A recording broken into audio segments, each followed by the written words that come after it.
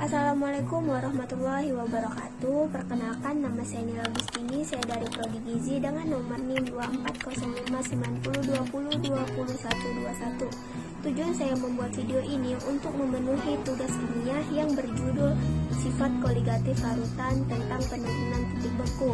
Baik, selanjutnya mari kita simak video berikut ini. Baik, di sini saya akan membahas sifat koligatif larutan penurunan titik beku. Tapi sebelumnya mari kita perhatikan peristiwa berikut ini. Di negara-negara bermusim dingin juga dilakukan penambahan etilen glikol pada radiator mobil. Nah, apa manfaat penambahan etilen glikol pada radiator mobil? Melalui video yang akan saya bahas kali ini, teman-teman akan mampu memahami peristiwa tersebut. Jadi, pada proses pembekuan air terjadi reaksi kesetimbangan antara air berwujud cair dengan air berwujud padat atau es, di mana untuk menjadi padat, partikel-partikel saling mendekatkan diri, sehingga pergerakan partikel menjadi minimum dan hanya terjadi getaran partikel saja. Nah, suhu pada saat tercapainya reaksi kesetimbangan antara zat terwujud cair dan padat, tekanan 760 mm Hg yang disebut dengan titik beku. Pertanyaannya, apakah yang akan terjadi jika ke dalam air ditambahkan zat pelarut, misalnya gula?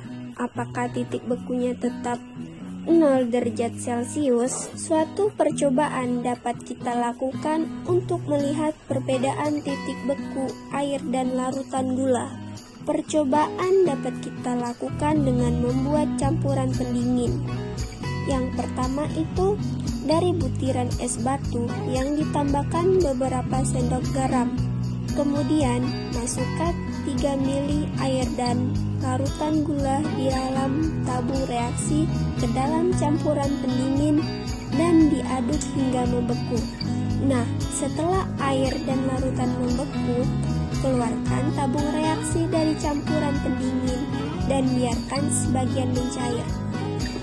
Terakhir, kita akan mengukur suhu zat pada kedua tabung reaksi dengan menggunakan termometer. Nah, hasil percobaan menunjukkan bahwa titik beku larutan gula lebih rendah daripada titik beku air. Hal ini disebabkan karena penambahan gula akan menghalangi pergerakan partikel air untuk berubah menjadi fasa padat atau es, sehingga larutan gula membutuhkan suhu yang lebih rendah untuk menjadi padat.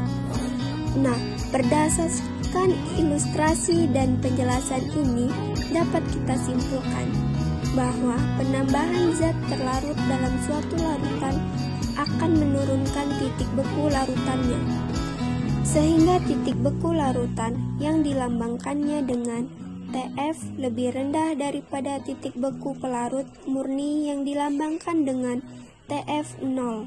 Berikutnya, selisih antara titik beku pelarut murni dengan titik beku larutan kita sebutkan dengan penurunan titik beku, yang secara matematis dapat kita tuliskan delta TF sama dengan TF0 dikurang TF.